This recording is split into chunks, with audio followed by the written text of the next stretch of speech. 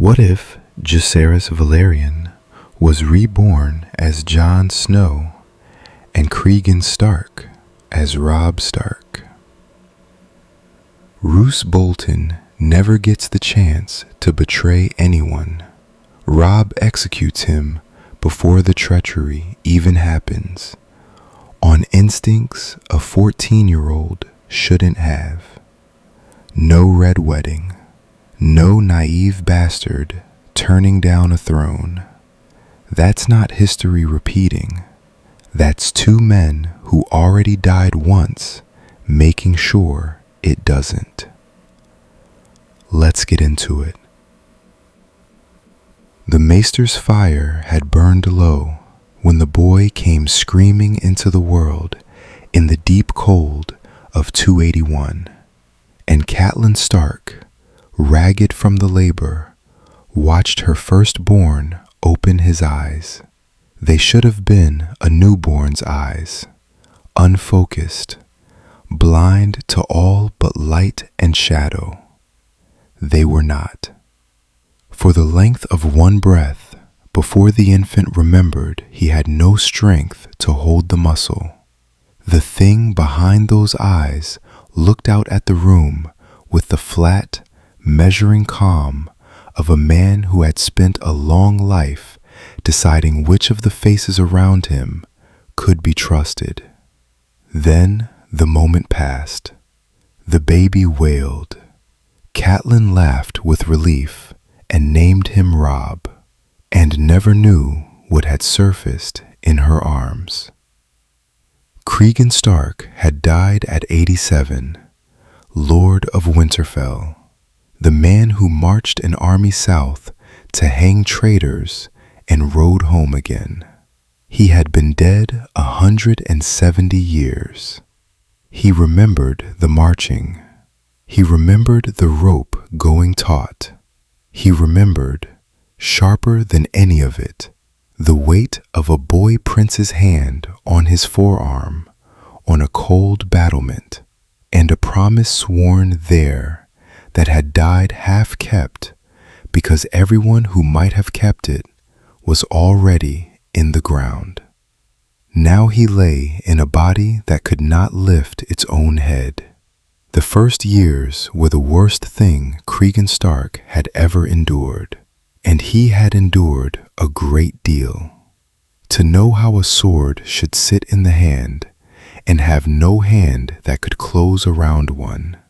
To understand levies, grain stores, the loyalty of a bannerman, and be able to say only Mama. He learned patience again from the beginning. He learned to let the babbling come, to let them think him ordinary, to hoard every hour and wait. He was waiting for something.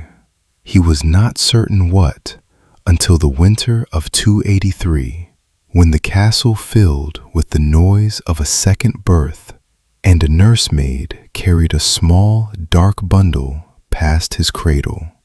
Down in the crypts beneath them, an unmarked tomb waited on a truth no living soul yet knew. Above it, in a warmer room, the second child took his first breath and was given the name Jon. The boy came into the world already sentenced. Bastard. It would be years before anyone said the word to his face, but it was decided the moment he drew breath, hung on him like a cloak nobody had asked whether he wanted.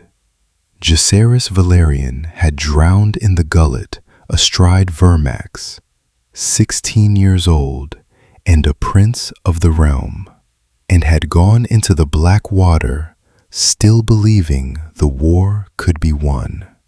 He remembered the cold of it. He remembered the dragon screaming beneath him as the sky came apart. And now he woke in a small body in a stone castle in the north, with his mother's cause 3 centuries dead, and a name that meant no one stitched to him before he could object. He did not weep for it. He had wept enough, the first time, for things that could not be changed. He lay still in the dark, and he began once more to count what he had. They were kept apart for a while, as babies are. Then, on a gray afternoon, with the wind worrying at the shutters, a maid set the two of them down on the same fur before the fire and turned away to gossip. Rob, 2 years old, went quiet. John, newly able to sit, turned his head. There were no words in either of them yet, or none that would carry the thing that passed between them. But Cregan Stark looked into the dark eyes of the bastard child on the fur beside him, and something older than either of these small bodies stood up inside him and recognized what it was looking at. Not a stranger, not a Stark. The boy from the battlement, the one who had drowned. John reached out and closed one small fist around Rob's sleeve. Held it. Neither of them looked away. The maid glanced back and saw only two babies staring at each other the way babies do, and thought nothing of it, and went on with her talk. But down beneath the floor, in the cold, where the dead Starks lay, the truth in the unmarked tomb went on waiting. And above it, two boys who did not believe in coincidence had just found the one other person in the world who knew they were not what they seemed. The trick was getting away from the nursemaid, and Rob had learned it before John could walk. You waited until she was deep in her mending. You took your brother by the hand. You went slowly, so no one marked a running child, down the worn steps, into the cold, where the torches guttered, and the old Stark kings sat their stone thrones with wolves at their feet. No one came looking there. No one wanted to. Rob was 7 now, John 5, and in the dark between the tombs, the two of them finally did the thing they had never dared. They spoke plainly. "Say it," Rob said.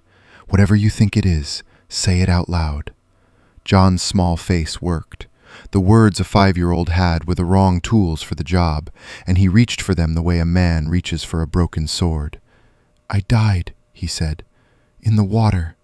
There was a dragon, and then there was cold, and then I was here." He looked up. "You know that. You already know that." "I know it." Rob crouched to be level with him, a habit that belonged to a grown lord, absurd in a boy. "I went into the ground an old man, 87 years. I hanged men in the south, and I came home, and I died in my bed, and none of it should be in my head, and all of it is." They sat down together among statues of Starks who had died centuries before either of them had first been born. The cold came up through the stone. Neither of them minded it. Rob watched the boy a long moment, and then he did the thing he had been building toward for years. He set a trap. "There was an oath," he said low, "sworn at Winterfell, on the wall, in the snow, long ago. If you are who I think you are, you can tell me the words. Not near enough. The words." Something changed in John's face. Not memory arriving, memory surfacing, the way a drowned thing comes up out of deep water. His voice, when it came, was steadier than any child's had a right to be, and it carried a cadence that did not belong in the mouth of a boy of 5. He spoke the oath, all of it, the exact words, in the exact order, with the pause in the middle where a prince of Dragonstone had stopped to be certain the Lord of Winterfell was listening. Robb let out a breath he seemed to have been holding for 2 lifetimes. "It's real," he said. "It's not madness. It's you." Jon almost smiled, and did not, because there was no room yet for smiling under the weight of what they'd confirmed. Jace. Cregan. The 2 names sat strange in the cold air between them, older than the boys who spoke them, and for a while neither said anything at all. It was Jon who broke it. He had drowned believing the war could still be won, and he had learned the hardest way there is that belief is not enough. "The first time," he said, "we ran out of time. Both of us. I never even lived to see how it ended. I saw." Robb's jaw did not move much when he spoke. It was Cregan's way, a man who spent words like coin. "I saw all of it end badly. The pact we swore came to nothing. The realm bled for years anyway. We did everything right, and we still lost. Because we were out of years, Jace. We were always out of years." He looked at his brother in the torchlight, this small, dark boy who had once been a dragon prince, and something settled in him that would not move again for the rest of his life. "We have them now," Robb said. "The years. That's the whole of it. That's the only thing that was ever missing." He put his hand on Jon's shoulder, exactly as he had once put it on a prince's forearm. "We are not going to waste this the way it was taken from us. Do you hear me? Not 1 hour of it." Jon put his own hand over Robb's. "Not 1 hour," he said. They were 2 children promising each other something in the dark, and if anyone had heard it, they would have laughed. No one heard it. Above them, the castle went about its evening, ignorant that its heir and its bastard had just sworn, in the cold among the dead, to spend an entire life finishing what death had interrupted. And it was not enough, they both knew, to swear it as boys. It had once been sworn as men, and blood had been called to witness. Before anything else, before a single plan, the old promise itself would have to be made again, in the old way, before the old gods, exactly as it had been the first time. They chose the deepest part of the crypt, where even the torchlight from the stair could not reach, and they brought no light of their own. The old gods did not need to see, they needed only to be spoken to plainly. "Tell me what it was," Robb said, "so we both know what we're changing." Jon knew it better than anyone living. He had helped make it. "The pact of ice and fire," he said, "sworn between Lord Cregan Stark and Prince Jacaerys Velaryon in the war. A daughter of the dragon to wed a son of the north. In some year neither of us would live to see. Stark blood and Targaryen blood bound into one line for as long as the realm had need of the binding." He paused. "That was the shape of it. A marriage. A marriage." Robb said it the way you say a plan that has stopped working. That was never truly the point, was it? The marriage was only how two men who trusted each other put trust into a form other men would honor. No, John's small hands were folded in his lap, a councilman's stillness in a child's body. The point was ice and fire, standing together, unbroken. The wedding was the vessel. We poured the thing we meant into the vessel we had. He looked up into the dark where his brother stood. We can't pour it into that vessel this time. There's no daughter of the dragon to wed. And He stopped.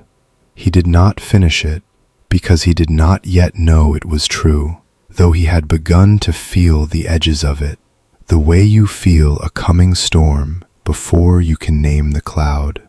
Robb, who had watched Ned Stark's face on certain nights, who had marked the way their father guarded this one boy above all the others, suspected a great deal more than he was willing to say to a child of 7's understanding.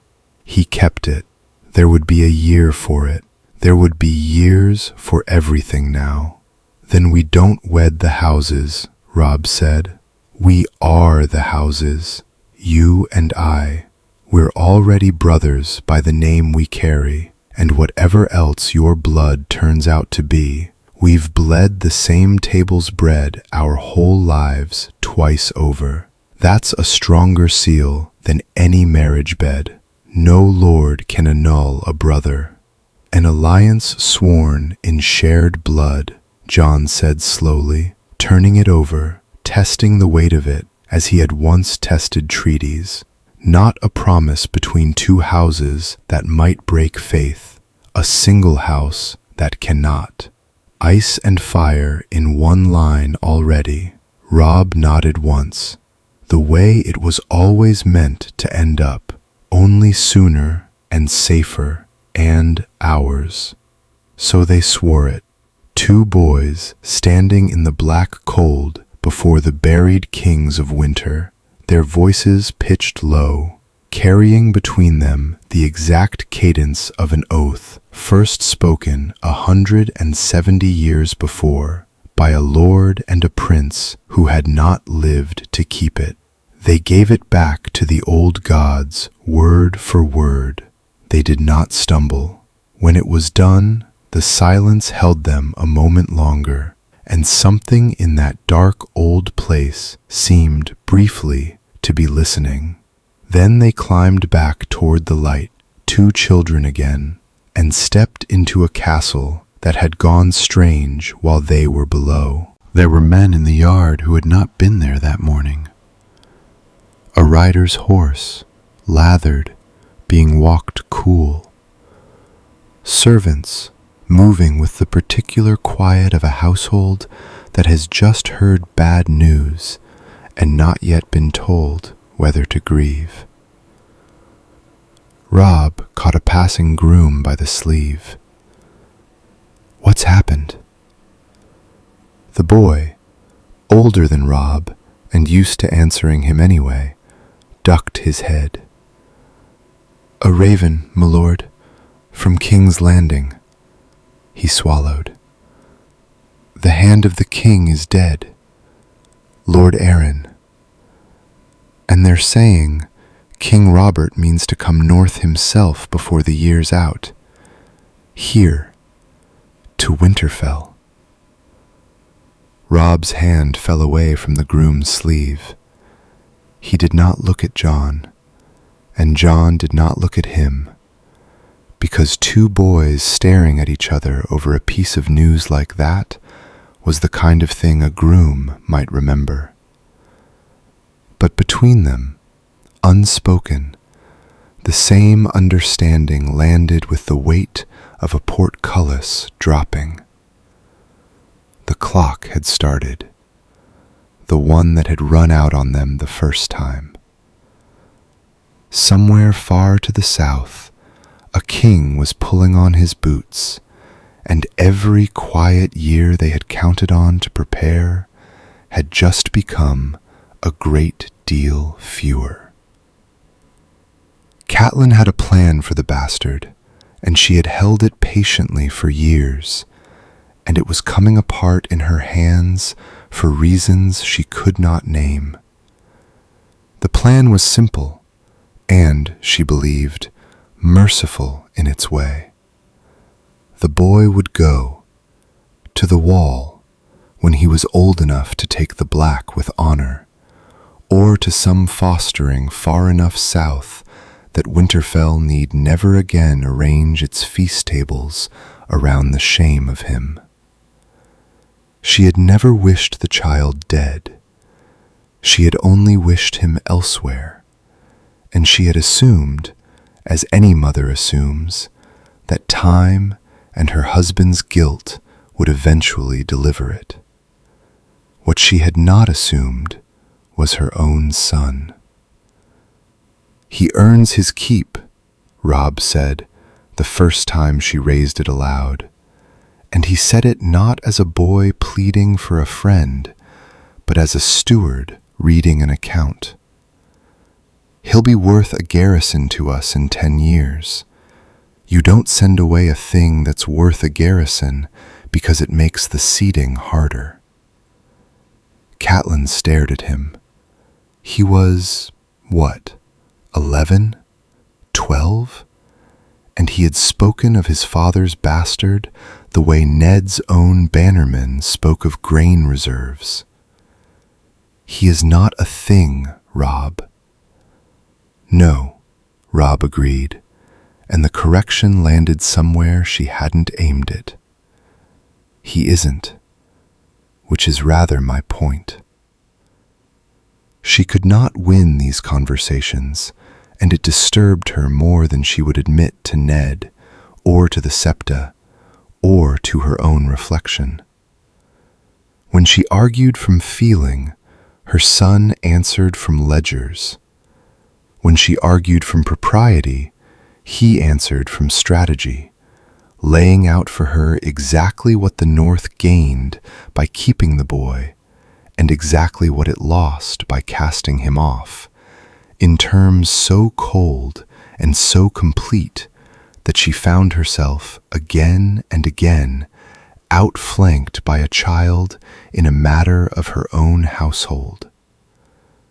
It felt less like a son's stubbornness and more like negotiating with a lord across a table, and she did not have the words for why that frightened her. Ned watched all of it and said little. He had his own reasons for wanting the boy kept close, reasons he had promised a dying woman he would carry to his grave, and he had spent years steeling himself to defend Jon's place alone against the whole weight of his wife's good sense. He had not expected an ally. He had certainly not expected his heir. So when Robb rose again and again to shut the door on the wall before it could open, Ned felt a strange, uneasy gratitude that he could not explain even to himself. He knew why he wanted Jon safe. He did not know why Robb did. Could not, without knowing what surfaced in the crypts. And the not knowing sat in him like a stone he kept turning over and finding no bottom to. The matter came to its head at the high table, half in jest, the way the worst things often start. Some visiting cousin, deep in his cups, had let the word wall fall near Jon's name, and laughed, and looked to Ned to laugh with him. The table waited to see which way the Lord would steer it. Ned opened his mouth. Robb spoke first. "Jon Snow stays in the north," he said, and he did not raise his voice, which was the thing that made every head turn. "For exactly as long as the north has need of him, which is to say, longer than any man at this table will live." He set down his cup with a small, final sound. There'll be no more talk of the wall under this roof. For a moment, no one moved. He was a boy. He held no lands in his own right, commanded no men, sat that table only because his father let him. And yet the silence he had made stretched out and held, and one by one, the grown men at the high table found themselves looking away, agreeing with something they could not have said they'd been asked to agree to, obeying a lord who was years from being one. Catelyn looked at her son and felt the ground shift under a certainty she'd held his whole life. Ned looked at his heir and felt the stone in his chest turn over one more time. And Robb, who had just spent authority he was not supposed to possess and watched it work, understood, a heartbeat too late, that he had shown too much. The room had felt the man behind the boy. It had bent to it. It had noticed.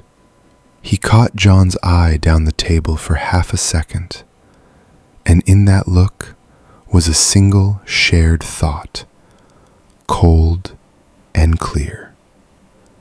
Careful. They can't see the seams. The matter of the wall was settled forever, but something else had come loose in its place, and neither brother yet knew who at that table had felt it most keenly. The performance never stopped, and it was the hardest thing either of them had ever done. Cregan Stark had held the North through a winter and a war. Jacaerys Velaryon had ridden a dragon into a battle that killed him. Neither of those things had cost what this cost: the daily, hourly labor of being small, of losing at practice yard bouts they could have won, of asking questions a boy their age would ask and swallowing the 10 better ones behind them, of letting Catelyn's coldness land on Jon's face and watching him wear the wound of a resentful bastard when the man inside him had made peace with far worse than an unkind stepmother a century ago. Jon carried the harder half of it. Robb had only to be an eager heir, and eagerness forgives a great deal. Jon had to be the sullen bastard, present at the edges, wanted by no one but his brother, and he had to do it in a way that never once slipped into the calm of a man who had already learned that being unwanted does not kill you. Some nights the effort of it left him hollowed out, staring at the ceiling of the room they gave the bastard, reminding himself why. They found their hours where they could, before dawn, after the household slept, in the godswood, where the heart tree gave them a reason to be alone, and the running water covered low voices. It was there they began to build. Robert comes north within the year, Robb said one such morning, breath fogging in the cold. That's the last quiet we get. After he's here, there's a betrothal and a hand's chain, and father dragged south into a nest of Lannisters who'll have him killed inside a 12-month. He said it flatly. He had watched a version of it happen once already, from the wrong side of a grave. We can't stop the king coming, so we don't try. We use the time we still have. For what? Jon said, though he already half knew. For everything they'll say came from nowhere. Robb crouched and drew in the frost on a root with one finger, a map only the two of them could read. A north that doesn't fight the way the south expects, not levies of farmers called up to die and sent home to starve. Trained men, paid men, kept in readiness through the years nobody thinks a war is coming, so that when it comes, we already have what everyone else spends a season scrambling for. He looked up. Grain, stored against a winter and a siege. Roads good enough to move an army fast. Bannermen bound to us, years before they're asked to bleed for us. All of it done quietly, all of it done early, so that on the day the realm looks north, it finds a thing it can't answer. John crouched beside him, reading the frost map, and for a moment, neither of them was a child at all. The first time, he said, we were always reacting, always a step behind the thing that killed us, improvising in the ashes. No ashes this time. Rob wiped the frost map away with his palm. We build before the fire, not after. It was a good plan. It was, in fact, the only plan two dead men who'd lost by running out of time could have made. And it had one flaw, which was that boys of their age did not make it. Maester Luwin found the flaw before either of them did. He was fond of Rob, as he was fond of all Ned's children, and he had thought little of it the first time the boy asked a sharp question about the yield of the glass gardens. Children asked questions. But the questions kept coming, and they were the wrong questions. Not, why does grain rot? But, how long can we hold grain against a siege if the harvest fails 2 years running? Not a child's father, but what does it cost to keep 100 men trained through a summer they're never called to fight in? And is the cost worth the readiness? No boy his age thought to ask what a thing was worth against a war that hadn't started. Luwin began, quietly, to keep a record. He told no one. There was nothing yet to tell, only a chain of small wrongnesses that added to a shape he did not like. A private page added to on the evenings Rob unsettled him, listing the questions a boy should not have known to ask, and the calm, complete answers he seemed disappointed not to be given. He watched the two brothers cross the yard together in the failing light, heads bent close, and he could not have said what troubled him, only that something in the pair of them did not fit the ages written in his own ledger.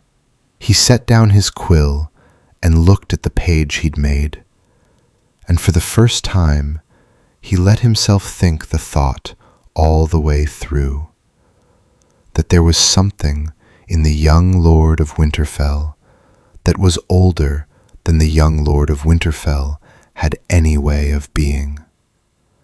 Then he heard a step in the corridor. Someone was coming, and Maester Luwin, moving faster than an old scholar should, reached out and covered the page with his hand.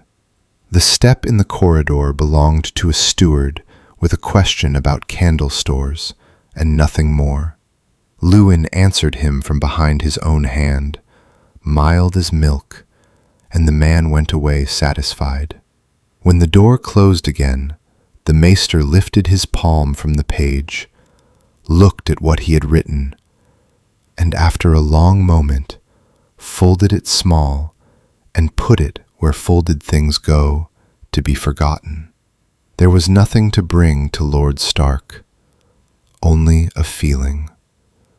And a maester who brought his lord feelings did not stay a maester long.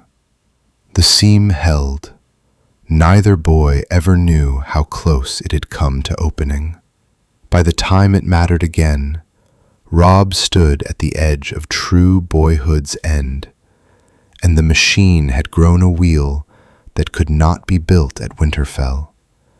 It had to be built at White Harbor, and it had to be built by Jon.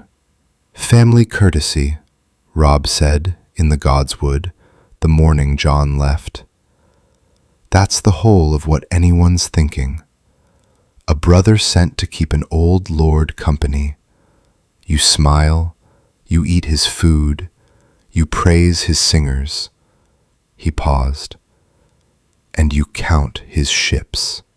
"I know how to count ships," Jon said, and for once let himself smile, because he had provisioned a war across a narrow sea once, and White Harbor was a smaller sea, and a friendlier one.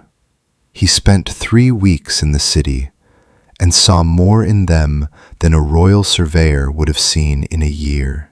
He walked the docks at dawn when the fishing fleet came in, and again at dusk when the trade cogs made port, and he learned the shape of the harbor the way a swordsman learns a stranger's guard. He asked about grain, not idly, the way a guest asks, but with the patient, specific hunger of a man who had once watched an army starve for want of the very thing these granaries held in casual abundance.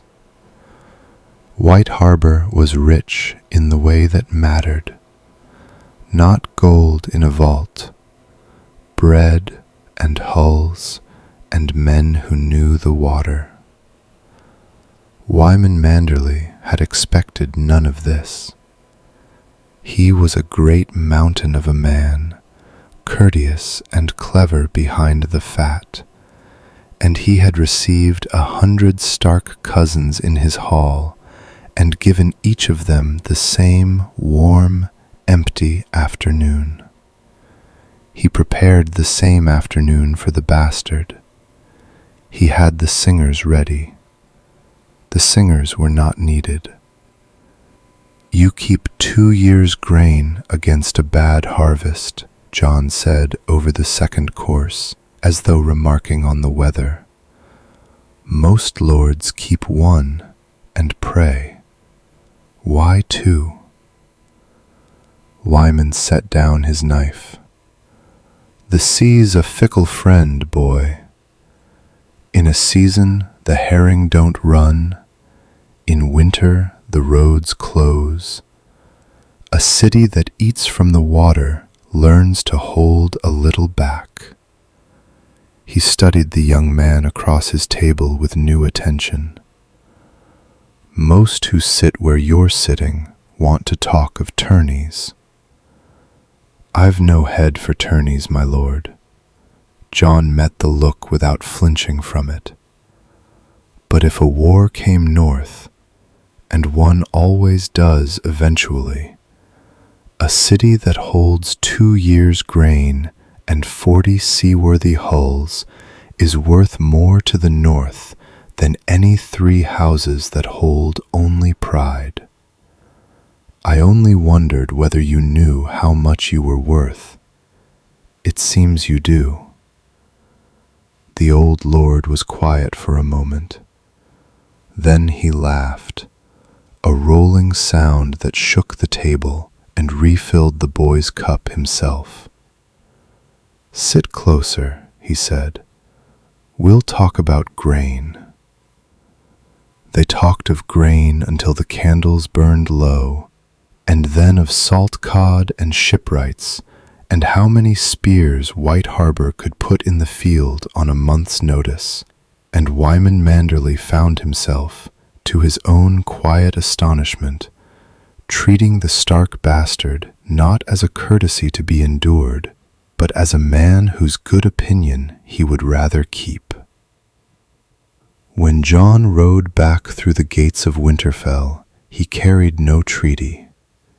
He carried something a treaty could not have given: an old lord's genuine regard, freely offered, which no council in King's Landing could annul with a stroke of a pen.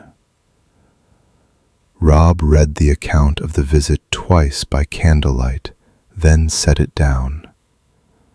"That's one," he said, "the first real piece."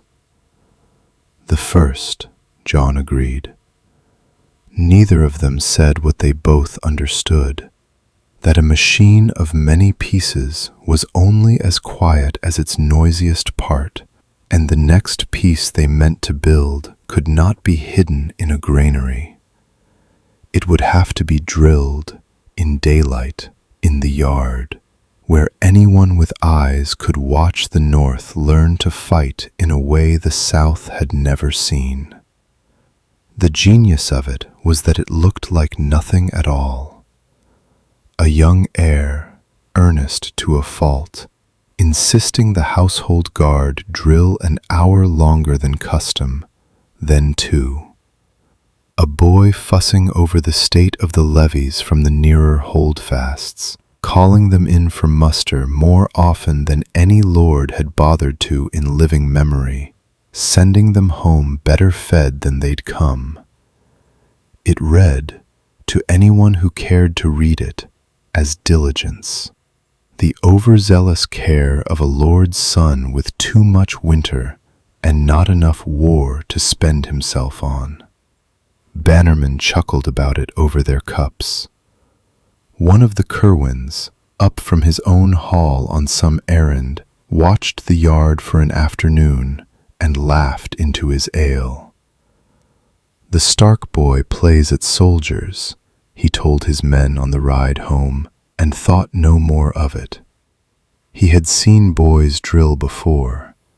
He had not seen what he was looking at, because what he was looking at did not announce itself. They never did see what the playing was. Rob asked for no more than a diligent boy might ask. That was the whole art of it.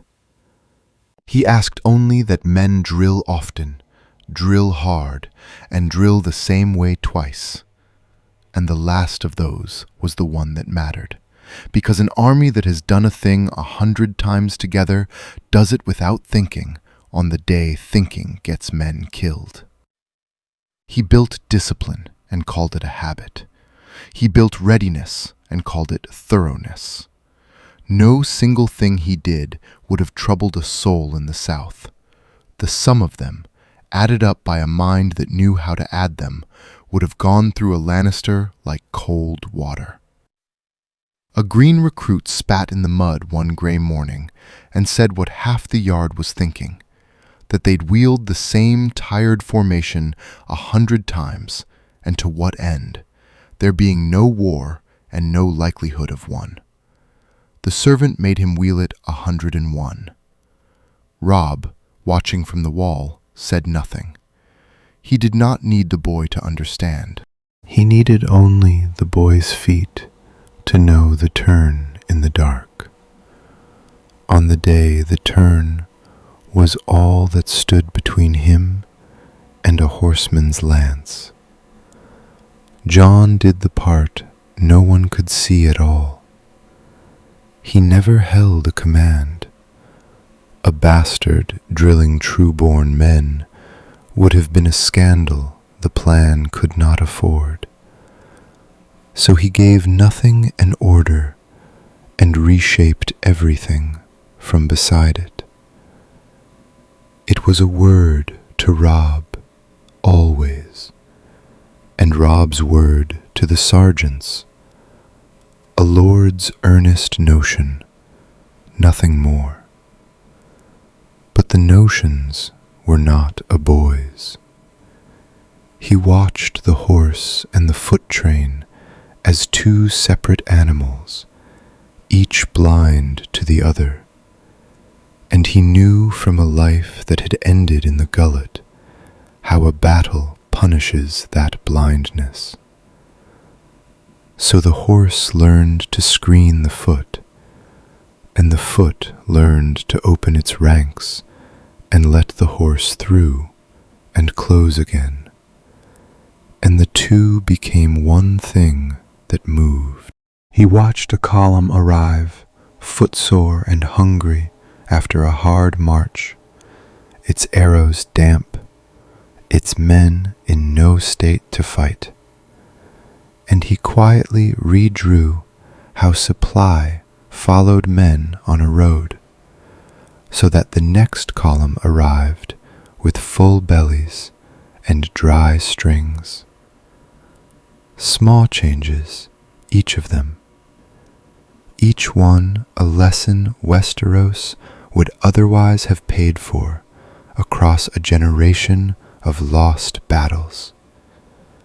Handed over free by a man who had already watched what those lessons cost when no one knew them.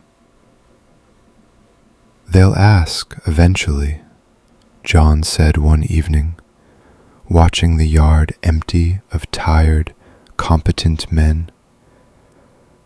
"Where a boy learned to move an army like this. Let them ask when it's done." Robb's eyes were on the same men. A thing half built invites questions. A finished thing invites obedience. We finish it first. They finished more of it than they had any right to. By the year the Raven came from the south, Robert Baratheon riding north to lay the weight of the realm on Ned Stark's shoulders. The north held something no other corner of Westeros held. Not more men. Better ones. Levies that mustered in days, not moons. Foot that held a line and did not break at the first charge. Horse that turned as one animal at a single word. All of it quiet. All of it built years too early. All of it dressed in the plain gray wool of a diligent boy fussing over things a wiser realm should have fussed over and never did. Robb read the Raven twice and passed it to his brother without a word. "Robert comes," Jon said. "Robert comes." Robb looked out over the yard where the machine of 15 years stood at rest, orderly and lethal and entirely unremarkable to any southern eye. And he is not to see a single piece of this for what it is, a tired old king who wants a friend and a hand. Let him find exactly that. Let him find Winterfell asleep. They swept the readiness under the ordinary and waited for the king, and the trap of it was perfect, and it held right up until the royal procession poured through the gates and brought the South's chaos in with it. A chaos that would, before it left again, cost the Starks something no drilled levy in the world could have guarded against. Robert Baratheon came off his horse like a landslide, and the first thing he did in the north was insult it. "Gods, it's grim up here," he boomed, embracing Ned hard enough to stagger a lesser man. "You've got fat." "No, that's me. You've got gray." He held his old friend at arm's length, and for a moment the crude noise of him quieted into something almost tender before he clapped it away and turned to inspect the rest of them. He liked Robb at once, the way a hammer likes a nail. "This is the heir?" Robert looked the boy up and down and grinned through his beard. "Look at him. Stands like he already owns the place. You run this castle, boy?" "I keep it in order for my father, your grace," Robb said, which was true and modest and a lie of proportion so vast it should have cracked the flagstones under their boots. "Order," Robert snorted, pleased. "There's a word I've not heard spoken in the capital in years." He gripped Rob's shoulder, felt the muscle under the wool, nodded to himself the way old soldiers nod. Good lad. Ned, he's got the look of a fighter. You breed them hard up here. He was already turning toward the promise of wine, his interest spent, and he never once suspected that the mind behind the boy's modest words was older than the Baratheon claim to the throne he sat. Jon, he did not see it all. A flat glance, a bastard. The reflexive southern distaste for a thing that reflected poorly on a friend. And then Robert's eyes slid off him toward the food and the fires and the crypts where a dead woman he'd loved lay waiting. Jon stood in the cold with the particular stillness of a man long used to being looked through, and did not mind it, because being unseen was the one coin a bastard was ever handed, and he had learned across 2 lives exactly how to spend it. Ned took the chain, as Ned always took the chain. He took it weighed down by a dead man's suspicious death and a living king's stubborn need, and he prepared to ride south with 2 daughters and the whole apparatus of a realm he did not trust. Sansa, who dreamed of a prince. Arya, who dreamed of anything but.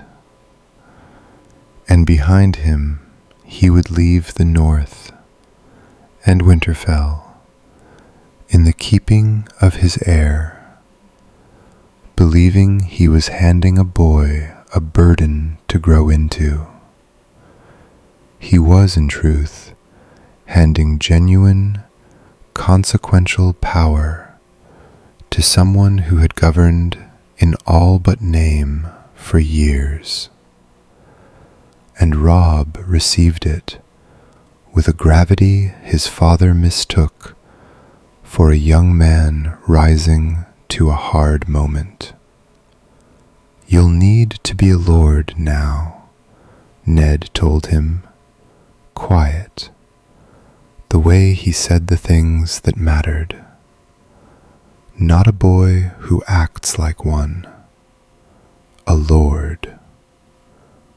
I understand, father, Robb said, and did not smile, and did not tell him how long that had already been true. Then the procession's chaos rolled through the castle like weather, and in the middle of it, a boy climbed a tower he'd been told 100 times to stay off. Bran fell. He fell the way he had always fallen, from the height he had always fallen from, and the grief and the fury broke over Winterfell exactly as they were always going to. And there was nothing in either brother's 2 lifetimes of foresight that had known the hour or the tower or reached out fast enough to catch him. Robb held his mother while she shook and could not stop. Jon stood in the yard with his hands empty at his sides and no place to put them.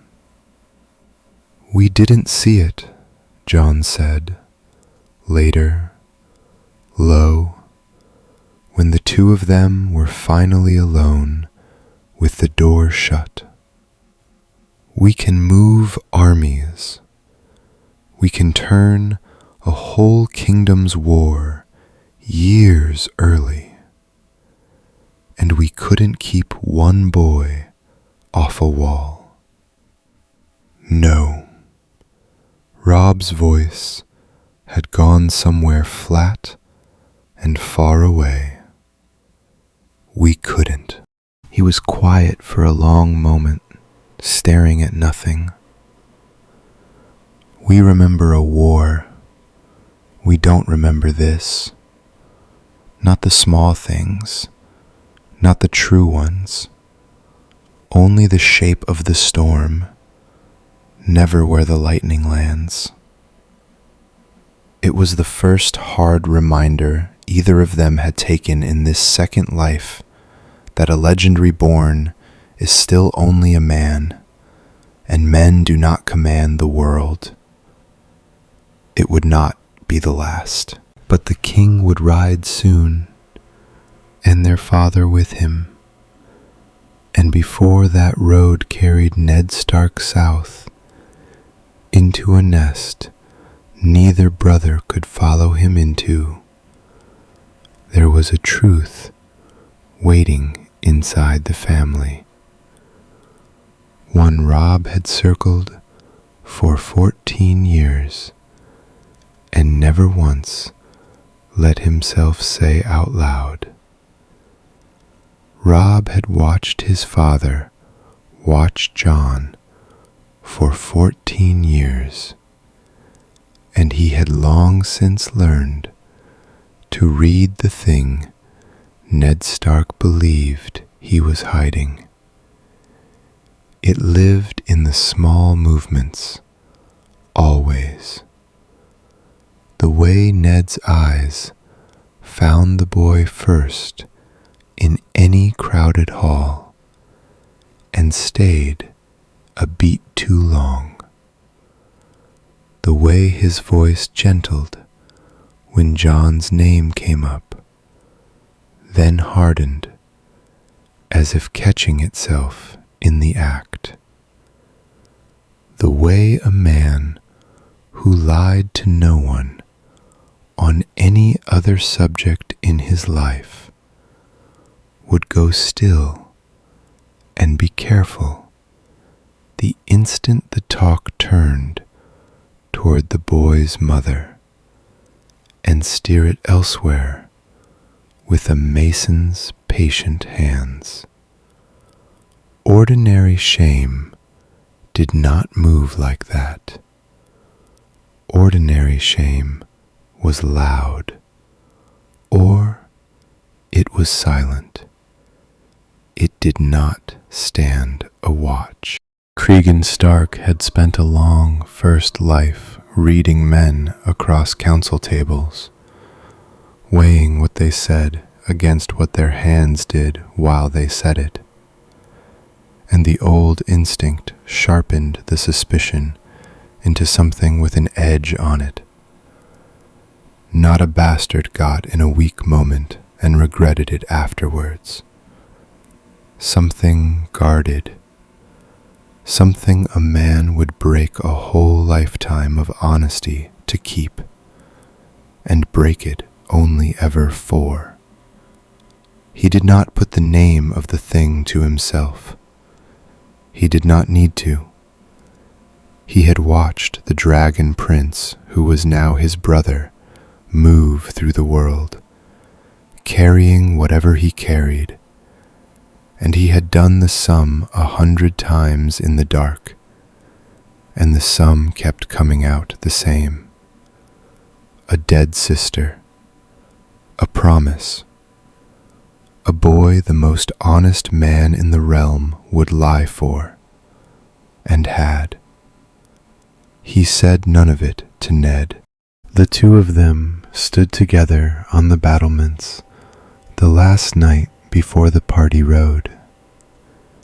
The wind off the moors pulling at their cloaks, and they circled the truth the way men circle a thin place in the ice. Each certain the other could feel it giving under their boots, neither willing to be the one who put a foot through. "You'll hold the north," Ned said. It was not quite a question. "I'll hold it."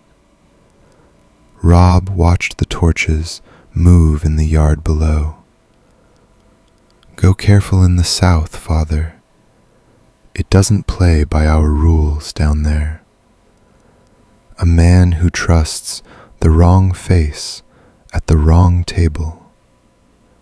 He stopped himself before it became a warning too sharp and too knowing for a boy of 14 to have any business giving.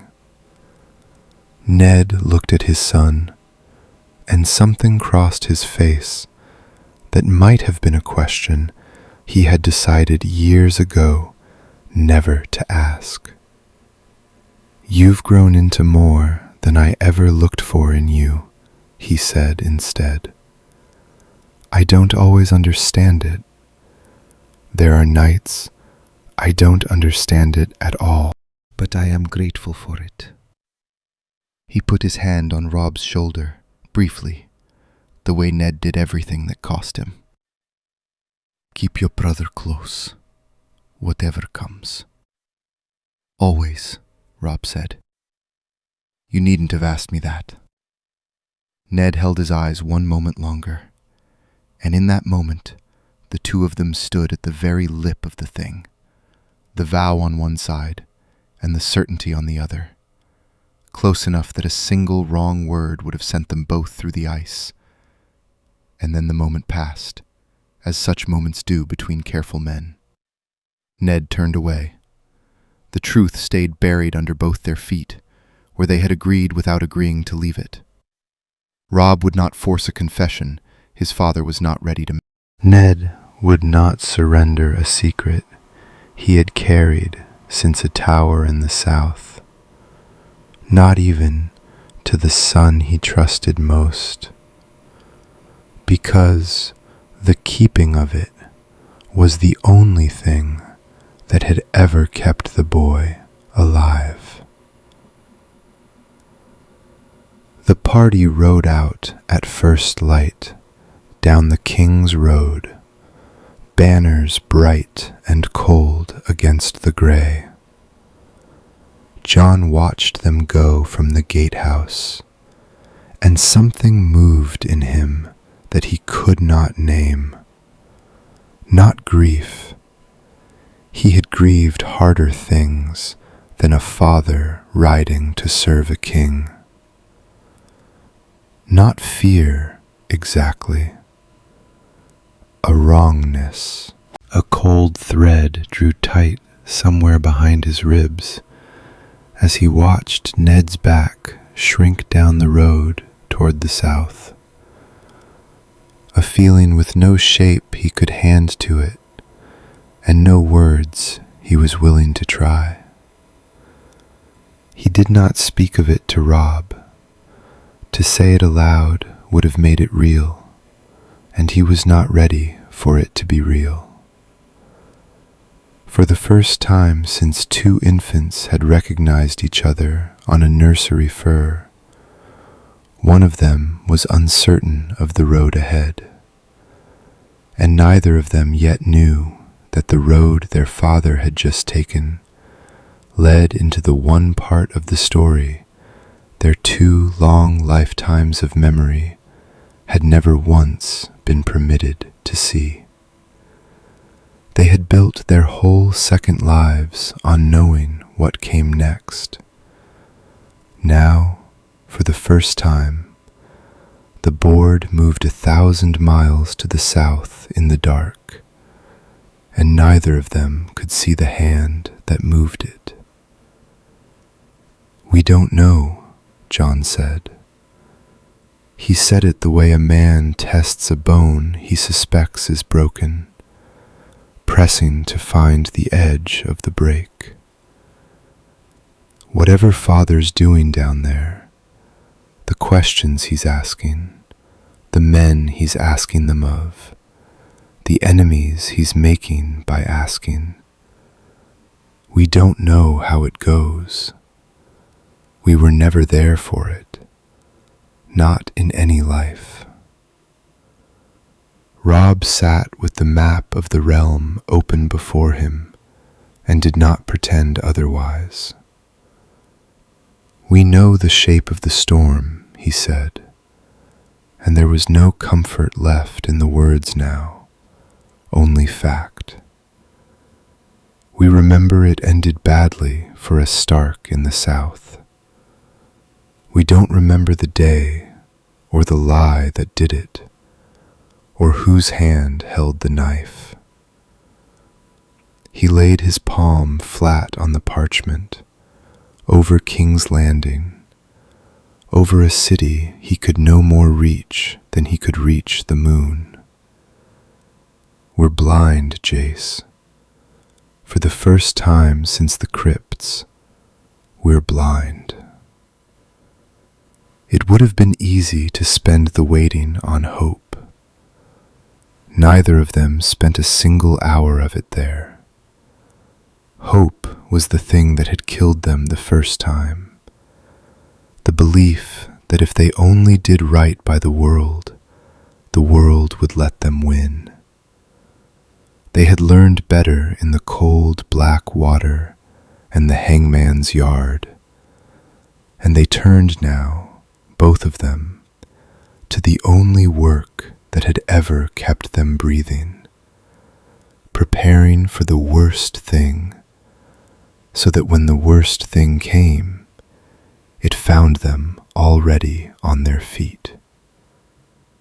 The granaries at White Harbor were topped and counted a second time. A quiet word went south to Wyman Manderley, and the promise of 40 hulls became the quiet promise of more, and the old lord asked no questions he did not want the answers to.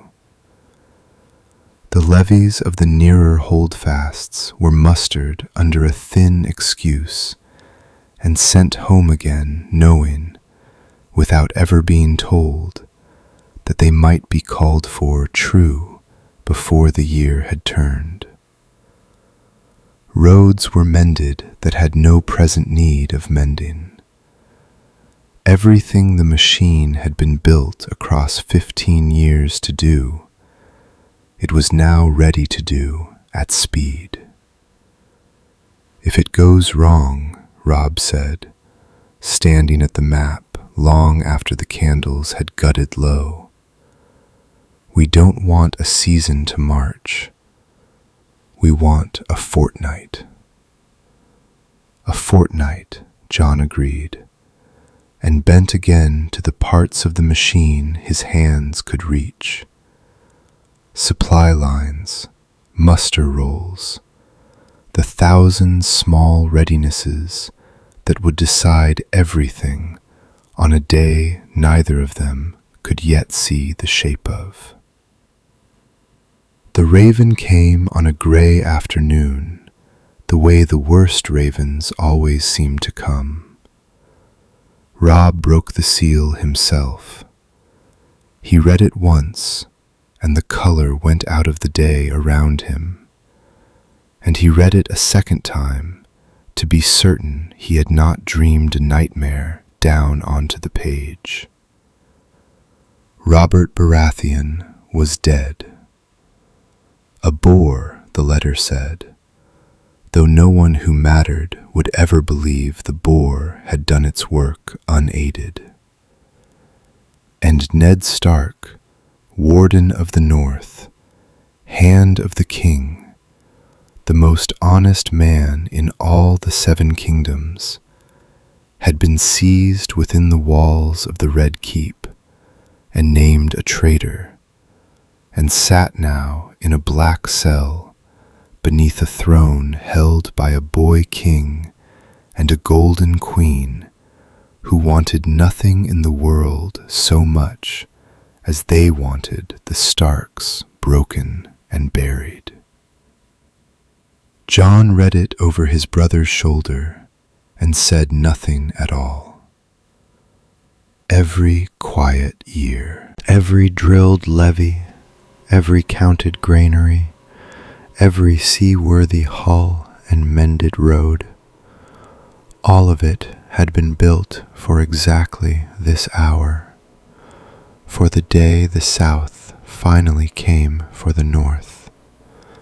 And now the hour was here, and it had come faster and colder and crueler than either of their first deaths had ever thought to prepare them for. Their father was in a cage 1,000 miles away, past the reach of any army in the world, and the whole machine they had spent 2 lifetimes building in the dark was about to learn, at last, what it had truly been built to do. Rob folded the raven closed. When he lifted his head, the boy was gone from his face entirely, and the thing that had once been Lord of Winterfell and Warden of the North looked out through his eyes without a single mask left on it, for the first time in 14 years. "Call the banners," he said. The banners answered, faster than any northern lord alive had ever seen banners answer. They came because a raven had told them to come, and they found, when they came, that the roads had already been mended for their marching, and the granaries already stood full against their bellies, and more than one gray-bearded commander rode into Winterfell's yard and looked around him with the slow, dawning unease of a man arriving late to a thing already half done. They had expected to raise a war. They arrived to find one waiting for them, packed and provisioned, needing only their spears. The second raven came while they were still gathering. Rob read it alone, in the solar that had been his father's, and for the length of it he was only a boy whose father was dead. Ned Stark had raised this body. Ned had put a wooden sword in this hand and taught it how to hold a name with honor. And the grief of losing him was real, and it went all the way down, and Rob led it. He led it for as long as he could afford to, which was not long. Then the older thing surfaced, the man who had buried friends in the mud of a war before, who knew to the hour how much mourning a commander can spend before the mourning itself becomes a weapon in his enemy's hand. Cregan Stark had wept for the dead, and then risen and hanged the men who made them dead. He knew the difference between grief that steadies a man and grief that drowns him, and he put the first away where he could reach it later, and set the second aside entirely. Jon found him at the window a while after. "They took his head on the steps of the great sept," Jon said quietly, "in front of the whole city, in front of the girls." "I know what they did." Rob did not turn from the glass. "I'll grieve him properly when there's a properly to grieve him in, not before." He was silent for a moment. "He was my father this time, Jace. Both things are true at once. I can carry both. You don't have to carry the second part in front of me." Jon came to stand beside him. "I buried a father too once. I know what it does to a man, to fold it up and put it somewhere he can't reach. I can reach it." Rob finally turned. His eyes were dry, and that was worse than tears, and Jon saw it and let it be. That's the whole trick of it, brother. Fold it where you can reach it, not where you can't. A man who can't find his grief again isn't strong. He's just broken, in a way that hasn't shown yet. He drew a breath, and the Lord came back up over the sun. Now, there are 200 men in my father's hall waiting to see whether I fall apart. Let's disappoint them. He went down to the hall where the lords were assembled, and he did not call them together to beg. The great John was there, and the Karstark, and Mage Mormont, and a dozen more, all of them braced for the furious, half-made muster that grief usually produces, and all of them found instead a young lord who laid out marching orders and supply columns and the order of the host with a calm so total it stopped the noise in the room. He did not ask whether they would follow. He told them how the war would be fought, and where, and in what order, and the certainty of it landed on the assembled lords like weather. We cross at the Twins in 9 days, Robb told them, and it was not a hope, it was a schedule. The phrase will open the crossing, because I've given old Walder no reason to close it, and 3 good reasons to fear what happens if he tries. Umber and Karstark take the van. Mormont holds the baggage. No, my lady, that's not an insult. It's where the war is won, and I want it held by someone who won't lose it. We don't chase Tywin. We make Tywin chase us onto ground I've already picked. A younger Karstark, hot with grief of his own, half rose. We came to avenge your father, not to be marched about like. You came to win, Robb said, without heat, and the man sat back down without quite deciding to. Vengeance you can have for free at the end. I'd rather have the war first. Even the great John Umber, who feared nothing that walked, found himself listening in a silence he had not decided to keep.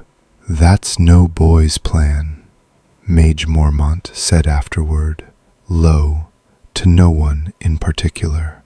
A boy his age, his father a week dead, he should be raging.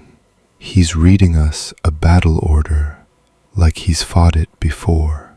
Nobody answered her because nobody could, and the discomfort of it moved quietly through the older commanders like a chill. Something in their young lord's bearing felt less like inherited grief and more like inherited command. And the North, sensing it, fell in behind him without the friction a boy his age had every right to expect. The host would march in days, but before it did, one of the great fierce lords of the North had a thing burning in him that could not wait for the marching, a question about crowns and kings that history had asked once before, in another telling, and been answered very differently. The great John said it the way he said everything, which was too loud and all at once. Why should we bend to a boy king on a southern throne? He was on his feet before half the hall knew he meant to rise, and his voice filled the rafters. A Baratheon whelp got on a Lannister whore. That's who we're meant to call king? Him? They took Ned Stark's head. They spat on the North. He drew his sword, and steel rang in the sudden quiet, and every man there knew the shape of what was coming, because pride, like the great John's, has only ever known one shape. There sits the only king I mean to bend my knee to, the king in the north. It hung in the air, waiting for the hall to take it up. In another telling, it would have. In another telling, the cry would have gone round the room, and a crown of bronze and iron would have found a stark brow before the night was out. Rob felt the pull of it, felt how easy it would be, how good it would feel, to let these fierce men make him a king in their fury. He let the silence stretch instead, which surprised them, and then he answered it. Put it away, John Umber. The great John blinked. My lord, a crown taken in grief is a crown you defend until you die defending it. Rob's voice did not rise to meet the room. The room came down to meet it. You'd have me king of a broken-off north. Good. And the day after, I'm at war with everyone south of the neck, forever. Because a man who names himself king has told every other king in the world he means to keep the name. My father's bones aren't cold, and you'd bury me under a crown I'd spend the rest of my life keeping in my own head. Nobody spoke. The great John lowered his sword an inch, uncertain, a man whose fury had run into something colder than itself. The Karstark found his voice where the Umber had lost his. They killed your father, boy. They killed a Stark on the steps of their sept and laughed. And you'd have us go on calling them the realm? Bend to whatever they set on the throne next? I'd have you not confuse the throne with the ones squatting on it. Rob, let that sit. I'll pull the Lannisters off its roots and branch. I'll see every man who touched my father's answer for it. But I'll do it to take the realm, not to run away from it behind the neck and call the running a kingdom. I don't want a smaller kingdom, Rob went on, quieter now. I want the whole one set right. That's a different war, and it's a longer one. And it doesn't start with me putting metal on my head to make grieving men feel better. He did not say the rest, because the rest was not for this hall. He did not say that everything he and his brother had built across 15 quiet years pointed at one thing. Not a fractured north nursing its wound behind the neck, but a realm made whole again and anchored by a binding of Stark and dragon that the old gods themselves seemed to have set in motion the night 2 dead men woke in a nursery. That was the shape of it. The crown the great John offered was the wrong crown, offered too soon for too little. The northern lords did not understand all of it. They were confused, some of them. The Karstark grumbled that vengeance was reason enough to march. But they had followed this boy's judgment before, in 100 smaller things, and it had never once led them wrong. And so they set the crown aside because he asked it, and rode south under the direwolf alone. John watched the whole of it from the side of the hall, and said nothing, and understood everything. He had stood beside Cregan Stark once, 170 years gone, and watched him make a choice exactly this cold and exactly this far-seeing. The choice to serve the shape of the realm rather than the heat of the moment.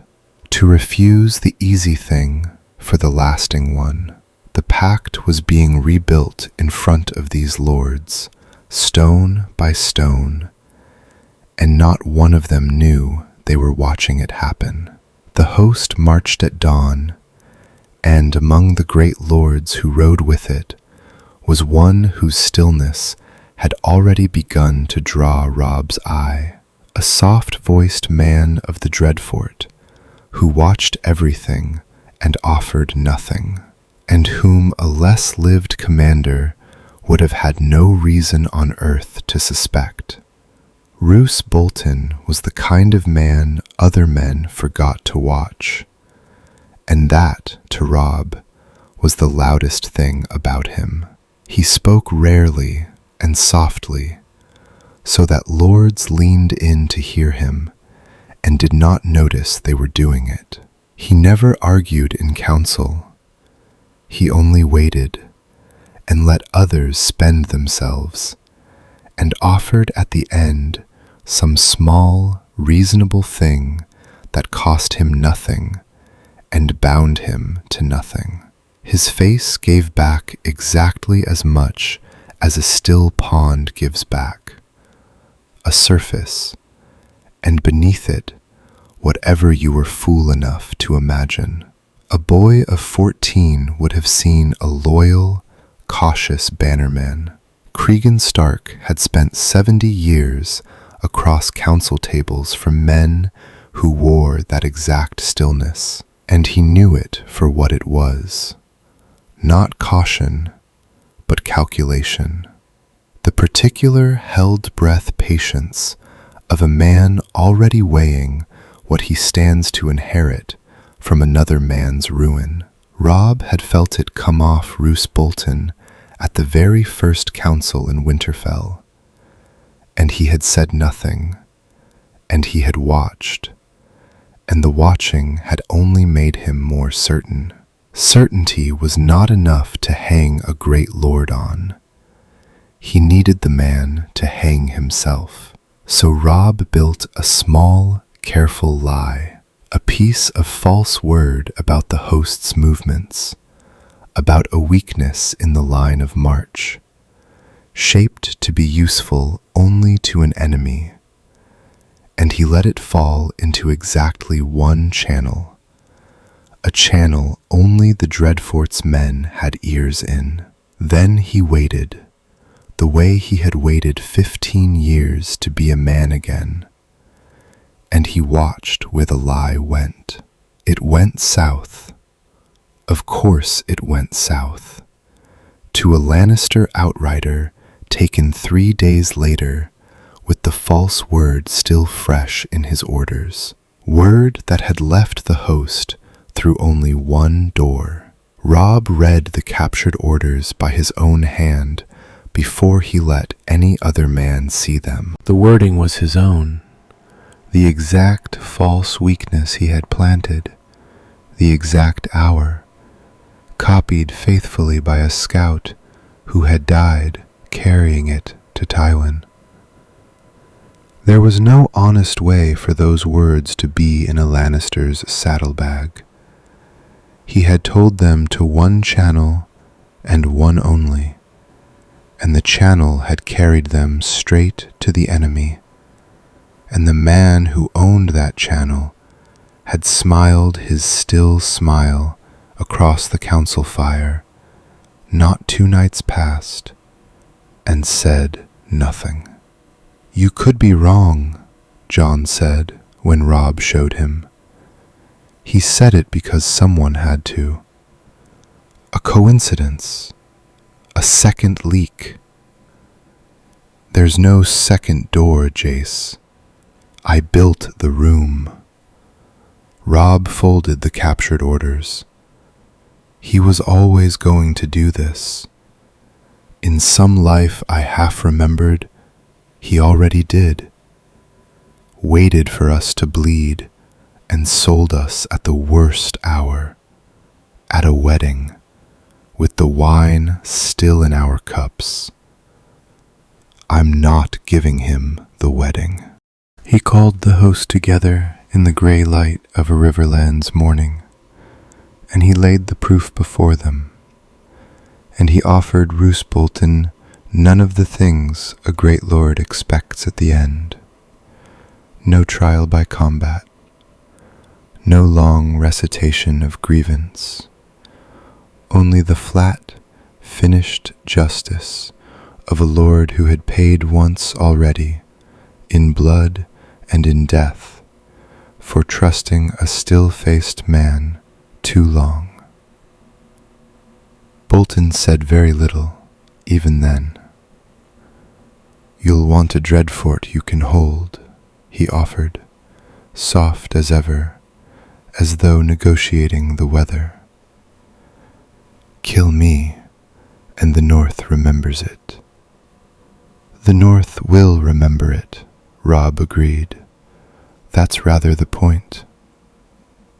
They took his head before the assembled host, and it was done quickly, and the silence afterward was a different silence than the one that had followed the great John's crown. This one had fear in it. The cost of it was real, and Robb had counted it before he spent it.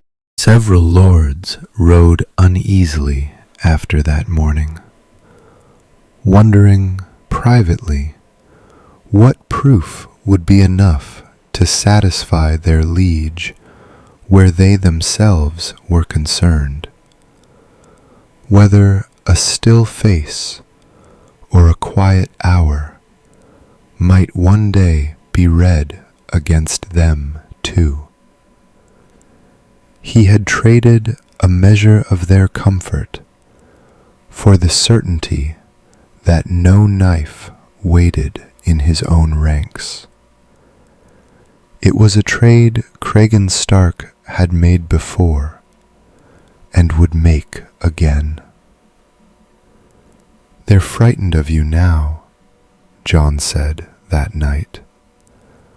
"Not all of them, but some. Frightened men who follow you south are worth more than trusting men who sell you at a wedding." Robb looked into the fire. "I'd rather they feared me and lived than loved me and died in a hall with the doors barred. Ask the version of us that already tried it the other way." He was quiet for a moment. "It cost something. I know what it cost. I'll pay for it. I've paid worse to lose this war before. I can afford to pay a little to win." The North understood now exactly what kind of lord it followed. One who would never again be sold at a wedding because he had cut the seller's throat before the wine was even poured. And with the one blade at their own backs removed, the host could finally turn its full weight forward, into the Riverlands, where the real war was waiting, and where Jon Snow was about to fight it, the way only a man who had ridden a dragon into one could. Jon had coordinated dragons once. Foot and horse and the slow rivers of supply that feed them were, after that, almost a mercy. A war he could hold entirely inside one head. He did not command in his own name. A bastard at the head of the host would have been a wound the plan could not take. He commanded through Robb, as he had always done. A whispered strategy made flesh by a brother's word. But the strategy was his, and it was a thing the Riverlands had never seen. He struck where Tywin's men were thin, and vanished before the strong could come up. He feigned retreats that drew whole columns onto ground he had already chosen. He cut supply lines the Lannisters did not know they depended on, until the arrows stopped coming and the bread went short. And he kept Tywin's host forever a half-step behind, reacting, never once permitted to set the terms of a single day. Across the river, in his own tent, Tywin Lannister began slowly to be afraid, though he would not have named it that, having spent a lifetime making certain no man ever saw him afraid. He was the most patient mind in Westeros.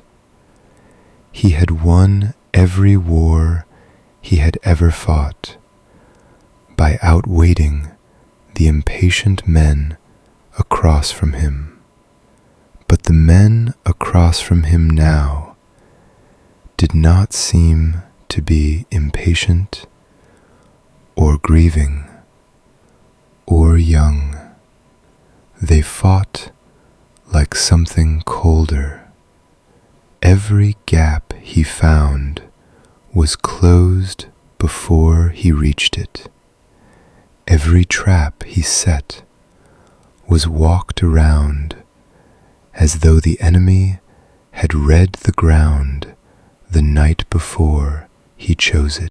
It felt, and this was the thought that kept him awake, less like fighting grieving boys, and more like fighting a man who had already fought this exact war once, lost it, and come back knowing precisely where every mistake was buried. The trap closed at the Green Fork. Jon had shaped the ground for a season to bring Tywin's western host onto it, and it worked. And a substantial part of that host rolled into the killing box exactly as designed. And then, because war does not read the plans men make for it, the box very nearly broke. The left of the northern line buckled first. A press of Lannister knights, heavier than Jon had reckoned, struck the levees where the ground was soft, and for the space of 100 heartbeats, the whole engineered trap trembled on the edge of becoming a rout. The disciplined line folding, men going down in the mud, the day tilting toward the wrong ending. Robb saw it go and did not wait. He took the reserve himself into the gap at a gallop, and a Lannister lance took him half out of the saddle before his own men closed around him and hauled the line back onto its feet by main force and worse. It was held, barely. It held because 10,000 men had wheeled the same weary formation 1,000 times in a cold northern yard, until their feet knew the turn in the dark, and their feet knew it now, when their minds had gone to terror. The line reformed on instinct alone, and the box closed after all. But it cost. Old Lord Cerwyn was dead in the mud before the reserve arrived, and better than 1,000 northern men with him, and Robb rode back to his own tent that night, with his ribs bound and his left arm useless, and the particular gray silence of a commander tallying the price of a thing that had almost gone the other way. "We nearly lost it," Jon said, low in the lamplight. I read the ground. I didn't read their horses. We won. Robb set his good hand on his brother's shoulder. We won it. And it cost us Kerwin and 1,000 men, and very nearly cost you a brother. Remember that. One isn't the same as clean. It never was, either time. Word of the Green Fork ran through the riverlands ahead of the smoke, and it did not run as news of a battle. It ran as something stranger, that House Stark's war was being fought by men who somehow already knew how it would end, who moved as though they had seen the whole of it before. The River Lords began to look north for their salvation, and Tywin Lannister, reading the same word in his own tent, understood at last that the calculations that had never failed him were failing him now. Against an enemy his mind could not account for. Tywin Lannister had spent his life finding the one loose thread in an enemy and pulling it until the whole man came apart. He looked for it now, and there was nothing to pull. There was no broken marriage vow to sell to the Freys, because the Stark boy had crossed the twins years too well prepared to need a bargain, and had left old Walder no grievance to nurse and no crossing to withhold. There was no resentful lord to whisper to in the dark, because the one still-faced man who might have listened had lost his head before the host ever reached the Riverlands. There was no reckless overreach to punish, no green ambition to lure onto bad ground.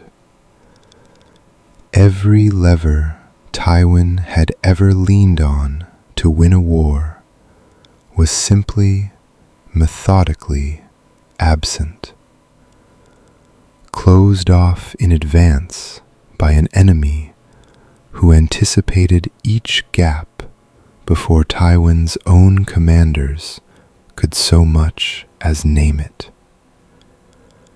It was, he thought, the way a man thinks about a thing that has never happened to him before, rather like being outlived.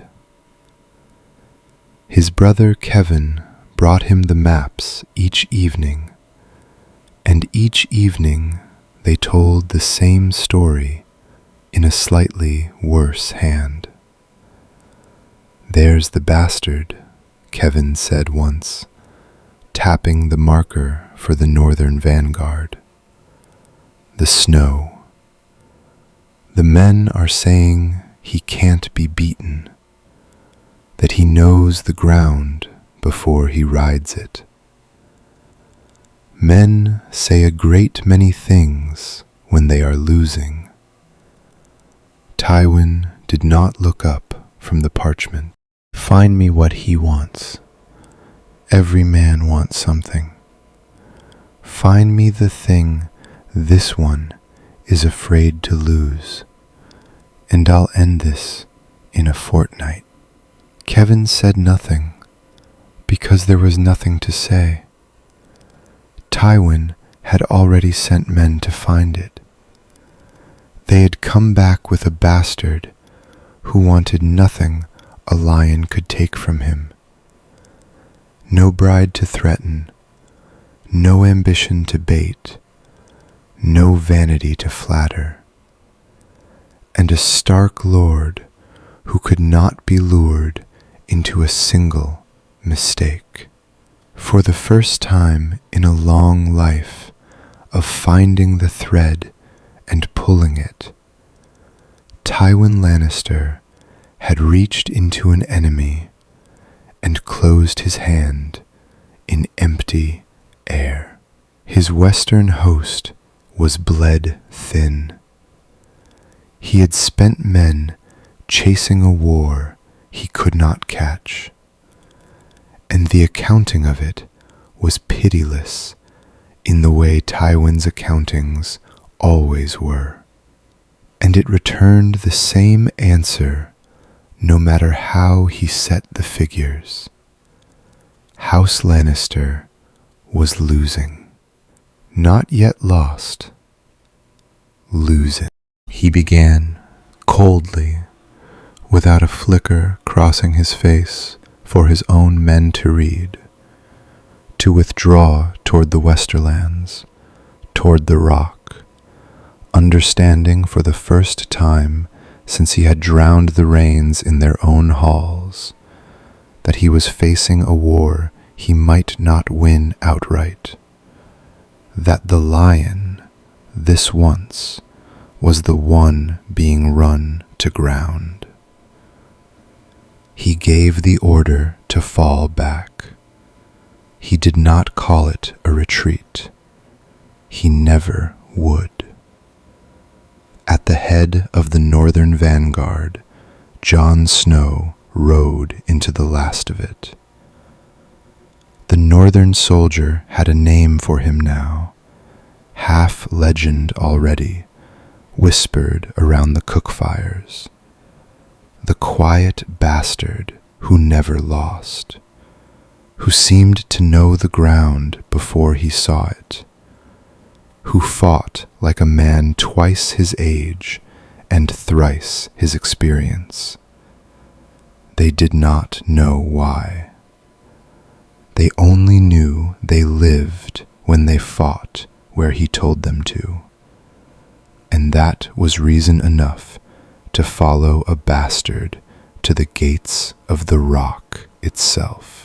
The vanguard smashed through the last Lannister line before the pass into the Westerlands, and the road west lay open. And for one clean hour, it seemed the whole war had tipped at last onto its final slope. Then the rider came from Robb. He came hard, lathered, out of the fallen Riverland's stronghold the host had taken 2 days before, carrying a summons and nothing else. His lord's word that Jon was to come at once, alone, quietly, and that it could not wait for the Rock or the road or the ending of any battle. Jon read it twice, the way his brother read the worst ravens twice, and something in the wording pulled the same cold thread tight behind his ribs that had tightened watching their father ride south. Robb did not send for him this way. Robb did not send alone at once. Tell no one, unless a thing had come loose that neither of their 2 lifetimes had left them ready for. He turned the vanguard over to his captains and rode back through the smoke toward the stronghold.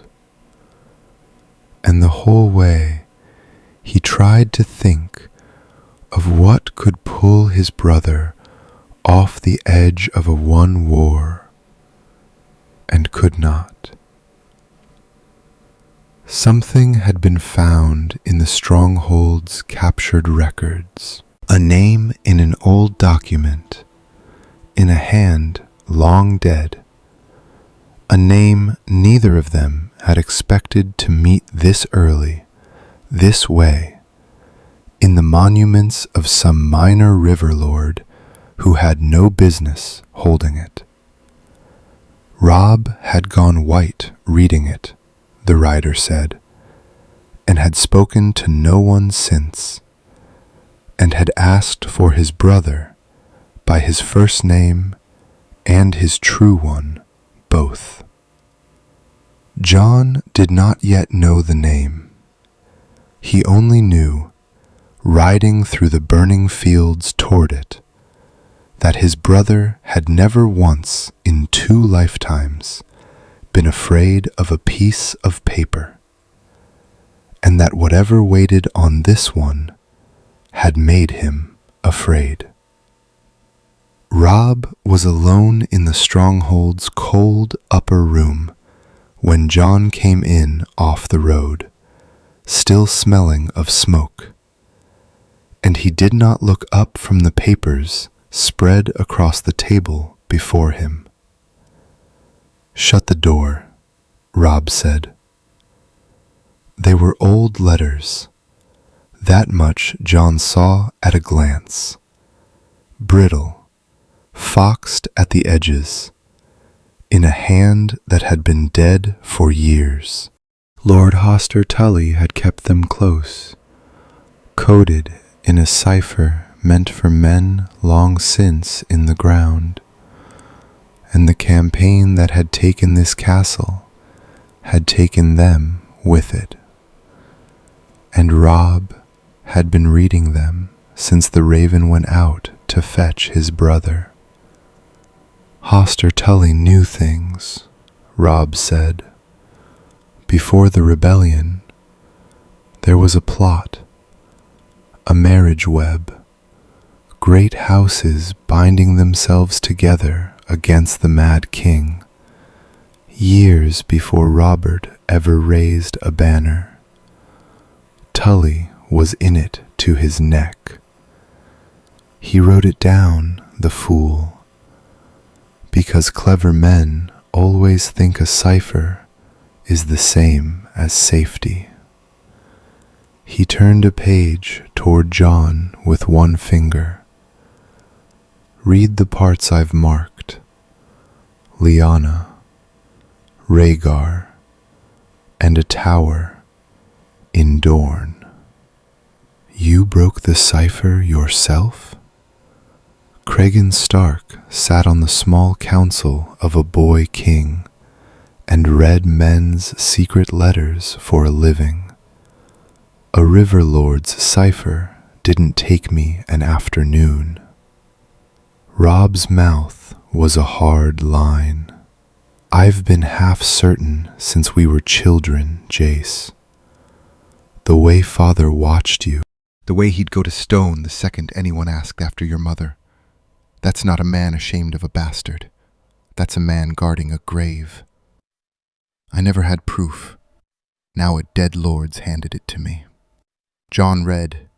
He read a dead lord's careful, coded worry about a Stark girl who had not been stolen the way the songs said stolen.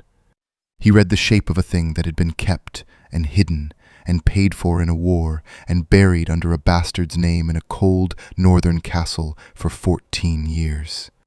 Pieces Rob had half suspected since they were children in the crypts, laid out now in a dead man's hand in enough detail to leave no room left for suspecting.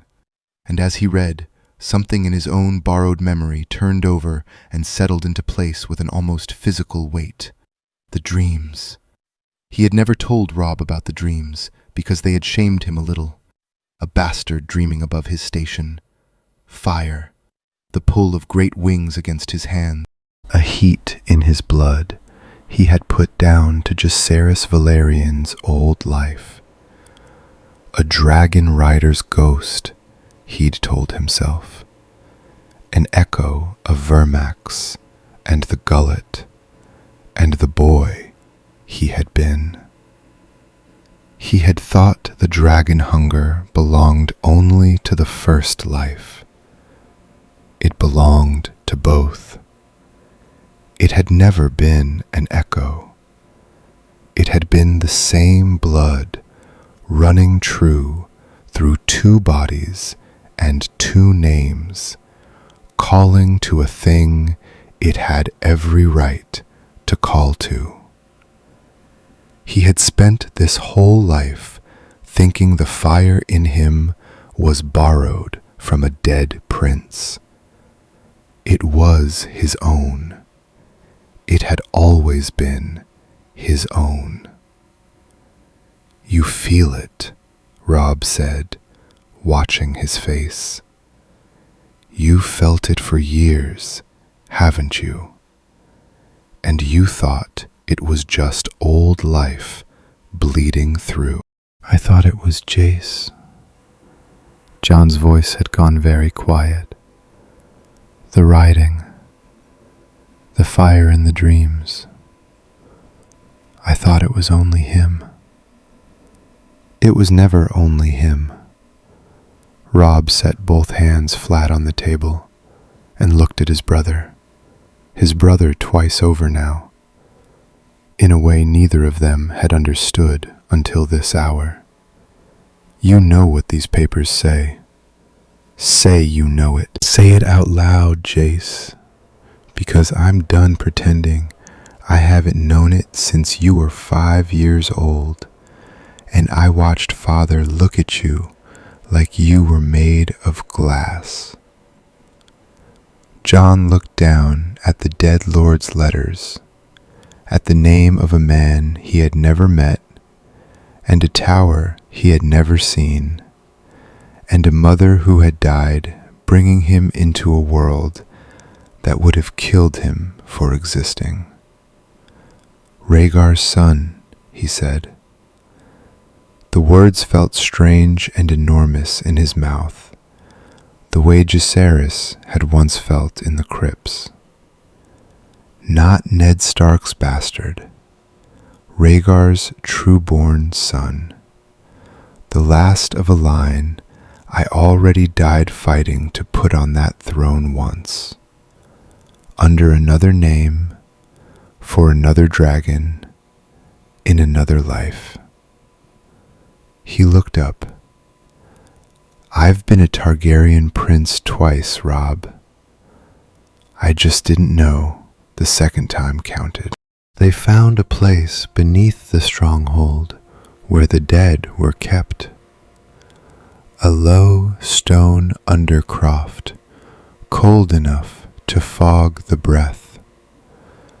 And though it was no stark crypt and held no wolves, it held the dark and the quiet and the weight of buried men. And that was enough. It had always been enough. It was where the two of them had first learned to tell each other the truth. And some part of both of them needed the cold and the dark to say what came next. I understand it now, John said, sitting with his back against a stranger's tomb. The pact, what it was actually for. Robb waited. He had learned across 2 lifetimes when to let his brother arrive at a thing in his own time. We thought it was a marriage. John turned the old idea over in his hands like a coin worn smooth. A daughter of the dragon for a son of the north, generations down the line. But marriage was never the point. It was the only shape we could give it, back when we were 2 men from 2 houses who needed a way to bind ice and fire that other men would honor. He looked at his brother in the dark. The old gods, or whatever woke us in that nursery, they didn't need the marriage. They gave us something the marriage was only ever a poor copy of. Ice and fire in one blood, not allies, brothers. Me carrying the dragon, you carrying the wolf, raised at the same table, sworn to each other before either of us could walk. That's the pact, kept better than we ever swore at it, kept better than we could have kept it the first time, Rob agreed. The first time, we needed grandchildren for it to mean anything. John almost laughed and didn't. Two old men swore that some boy and some girl not yet born would love each other enough to hold a kingdom together. It was always going to break. Half of them do. We poured everything we meant into the frailest vessel there is. A promise about people who didn't exist yet. He shook his head slowly. This time, the vessel is you and me, grown, proven, bound before we could speak. Nobody has to be born and raised and married and stay in love for it to hold. It already holds. It's held our whole lives. It was held at the Green Fork, Rob said, when I took a lance getting to you. He said it lightly, but it was not a light thing, and both of them knew it. John was quiet for a while. Then he said the thing he had never said aloud in either life, the thing that had drowned with him in the gullet and slept through 14 years of being called a bastard. When I died the first time, Rob, when the sky came apart and Vermax went down under me, I wasn't confused. I wasn't sorry. I knew my mother's claim was the right one, all the way down, and I gave my life for it gladly, because a boy who believes a thing that hard doesn't count the cost until the cost is already paid. He met Rob's eyes. I flew into the gullet knowing the odds. I'd counted the enemy ships. I knew what it likely meant. I went anyway, because the thing I was defending was worth more to me than 16 years of being alive. That's not a boy who died unsure. That's a boy who died certain. And the certainty came back with you, Rob said. The certainty never left. Being reborn as a bastard in the snow didn't change it. It only made me wait. I've spent this whole second life waiting to be able to act on a conviction I've held for 170 years. And now, you put a dead man's letters in front of me and tell me the crown I believed in isn't just my mother's line anymore. It's mine, by blood, by right. The thing I died defending is the thing I was born to hold. He was quiet. I don't know whether to call that a gift or a joke the gods are playing. Rob studied him in the cold, and then he asked the question plainly, the way Cregan Stark had always asked the hard ones, without a soft edge to hide behind. Do you want it? The crown? It's yours by right. I've held the proof in my own hands. But right and want aren't the same thing, and I've watched other men die of confusing them. He leaned forward. Not for me. not for the pact, not because it's owed. Do you want to sit on that throne?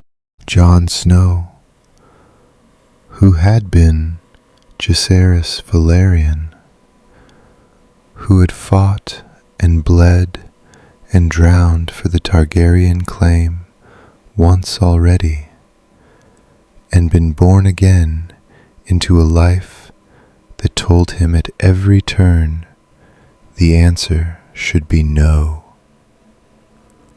I do, he said. Robb did not hesitate for even a heartbeat, and that was the difference between this life and every other telling.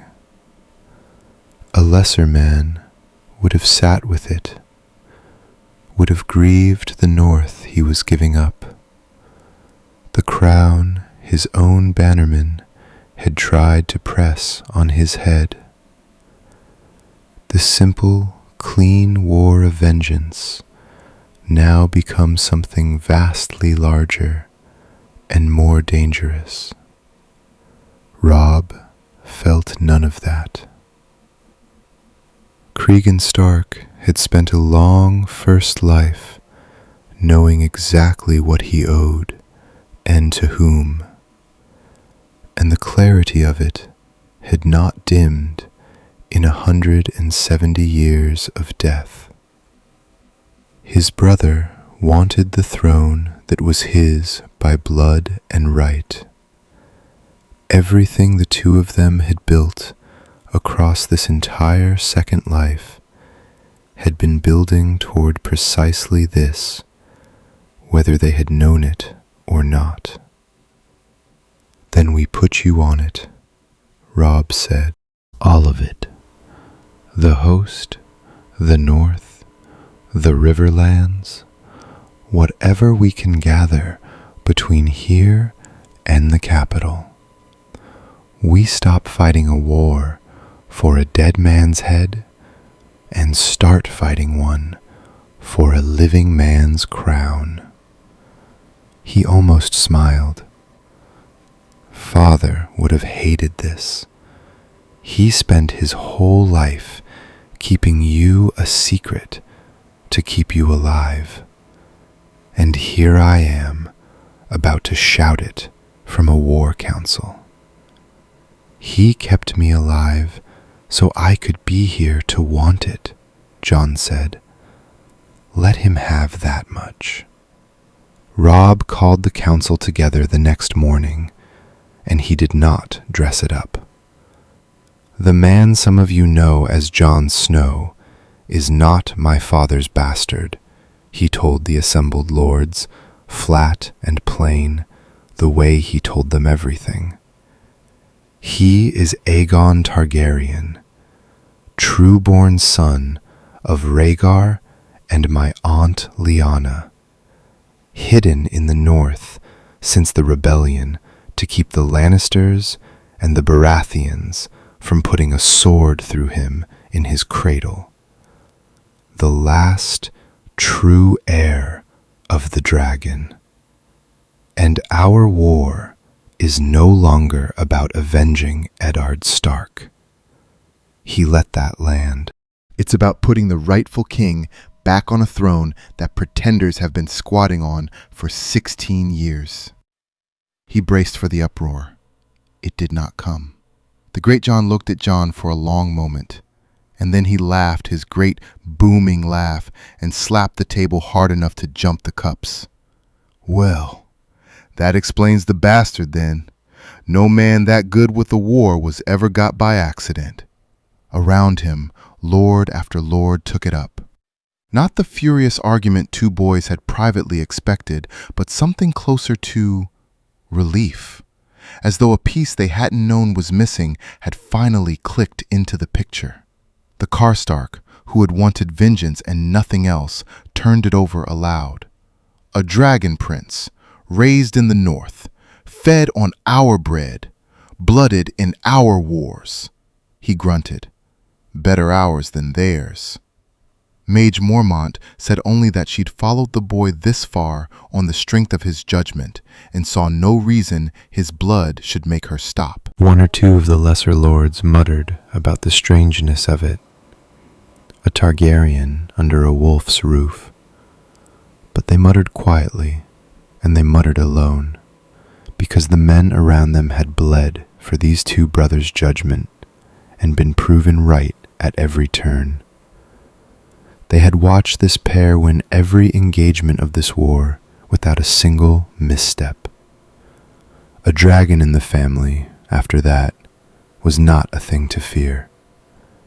It was one more reason the winning made sense. By nightfall the smiths were at work, and the banners that rose over the host the next dawn carried a thing Westeros had not seen in 300 years. The grey direwolf of Stark and the three-headed dragon of Targaryen quartered on the single field. Ice and fire on one cloth at last. And it was into the raising of those banners that the word came, carried up the King's Road from a ship out of the east, a name running ahead of itself across half the world. A Targaryen queen. 3 dragons have grown to full and terrible size, an army of Unsullied at her back, and a sea of Dothraki behind them, all of it turning, now, inexorably, toward the shores of Westeros. Robb read the report and passed it to his brother, and the two of them stood beneath their new banner in silence for a moment. "Your aunt," Robb said finally, "Rhaegar's sister, which makes her claim older than yours in years and younger than yours in blood. She's the sister. You're the son." He was already doing the sums Cregan Stark had always done. "She'll have advisors telling her the throne is hers by right. You have a dead man's letters and a smith beating you a crown out of Lannister gold. 2 dragons in one realm, Jace, and only 1 chair." I know. Jon did not look away from the eastern horizon. I've watched a family tear itself apart over that exact chair before. I rode a dragon into a war about it. His jaw tightened. I'd rather not do it again if there's any road that doesn't end there.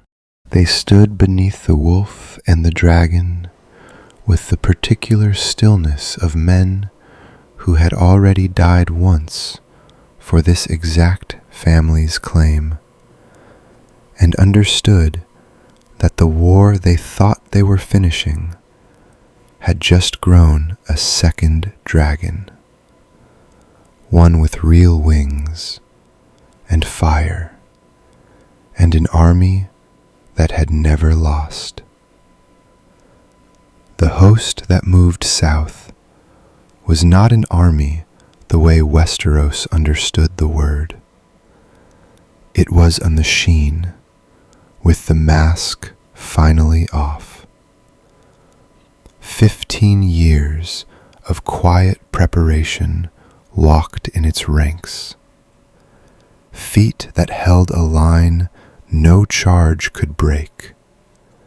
Horses that turned as one animal.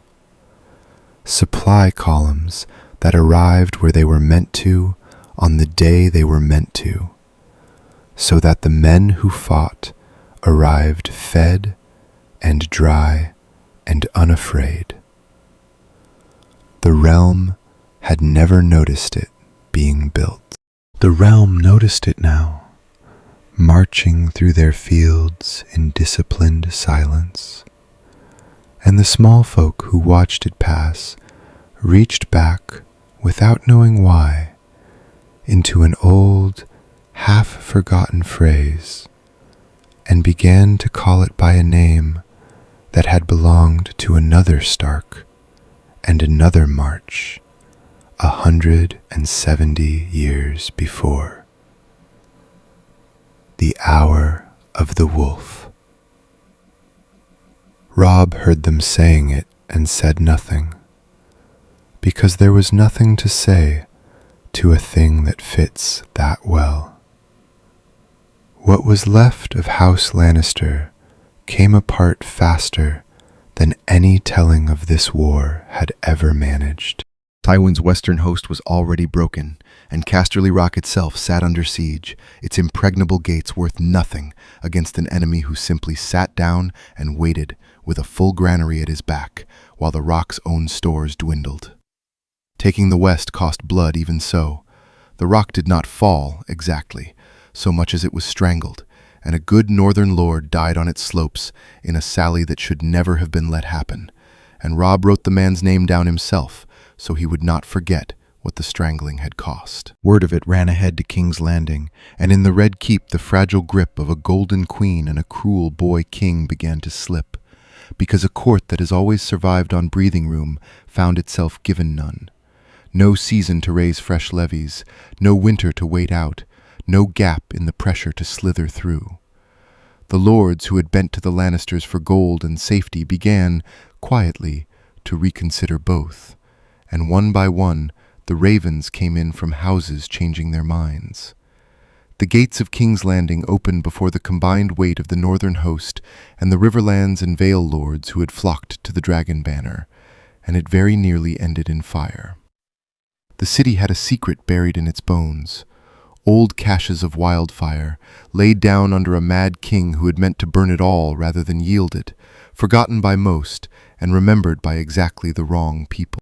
As the walls fell, a desperate hand in the depths beneath the sept moved to touch off the caches and take the whole city into the green flame rather than surrender it.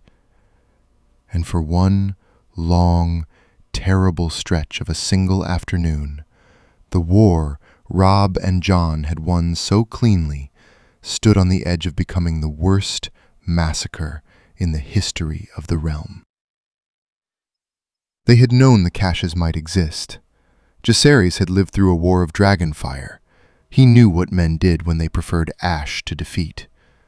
But knowing the danger might exist, and knowing where it lay under a city of 500,000, were two different things. And the gap between them was a gap that only men could close. Jon sent his best down into the black tunnels ahead of the flames, northern soldiers and press-ganged city guides both, to find the jars before the jars found them. Not all of them came back up. One district of the city burned before it was stopped. The green fire took a whole street of Flea Bottom, and everyone still on it, faster than a man could run, and the smell of it hung over the victory for days afterward, so that no one who was there ever remembered the taking of King's Landing as a clean thing. But it stopped. The city held, and Robb Stark stood at last in the taken capital, ribs long healed, and a war all but finished, and prepared to do the one thing Cregan Stark had never managed in his first life. Not merely to avenge a fallen friend and ride home again, but to set a crown on the head of a brother who had now, in one form or another, fought and died for this exact throne twice over. They crowned him without the southern noise. There were no 7 septons, no rivers of scented oil, no choir of 100 voices. Jon had asked for none of it, and the man crowning him understood why better than anyone living. What there was instead was a taken city gone quiet, and the great lords of the north and the Riverlands and the Vale standing witness, and a plain circlet that a Riverland smith had beaten out of melted Lannister gold. Jon knelt to no one. He was the one who was kneeling. Robb went down on one knee before his brother, and he did it without a flicker of grief for the crown he was refusing or the north he had folded back into a realm. He knelt, not the way a beaten rival kneels, swallowing his defeat, but the way a man completes a thing he has carried a long time and is glad at last to set in its proper place. 170 years before, a lord of Winterfell and a prince of Dragonstone had sworn an oath on a cold battlement and died before they could keep it. Here, in the ashes of a war they had both now lost once and won once, the wolf knelt to the dragon, and the pact was kept, not through a marriage neither could offer, but through two souls who had found each other again as brothers, and refused, this time, to run out of years. "Rise, Aegon Targaryen," Robb said, sixth of his name. And the direwolf and the three-headed dragon flew together over a crowned king for the first time since before the rebellion. Across the narrow sea, the word finally reached the other dragon. Daenerys Targaryen had spent years being told what waited for her in Westeros.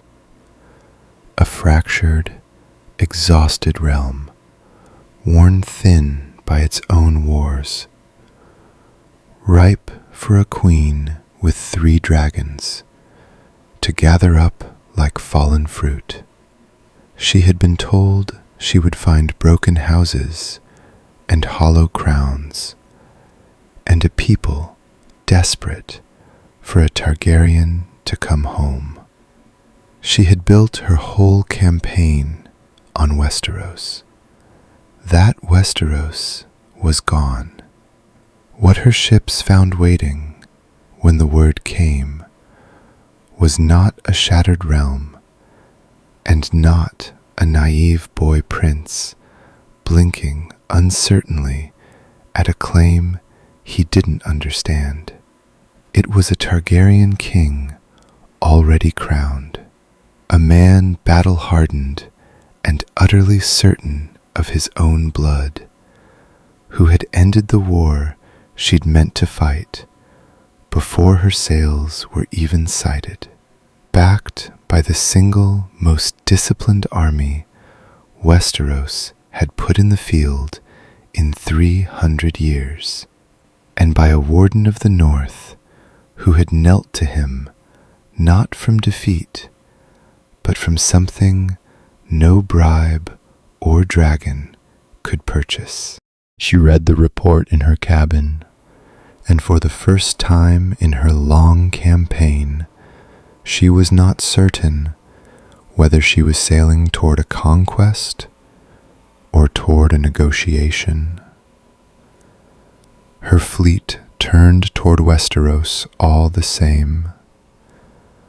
On the walls of the city they had taken together, Jon Snow, Aegon Targaryen, once Jacaerys Velaryon, twice a prince who had bled for this one family's claim to this one throne, stood beside his brother and watched the eastern horizon where sails would one day show, and found that the fear in him was not the fear he had carried into any battle.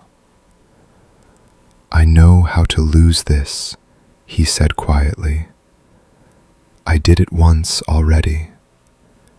I know exactly how it feels when the sky comes apart and everything you built goes into the water with you." He was silent for a moment. "I don't know how to keep it, Rob. Neither of us does. We've died for this cause. We've fought for it twice. We have never once had to sit still and hold a peace after winning one. Because the first time, we never lived long enough to try." Rob said nothing for a while.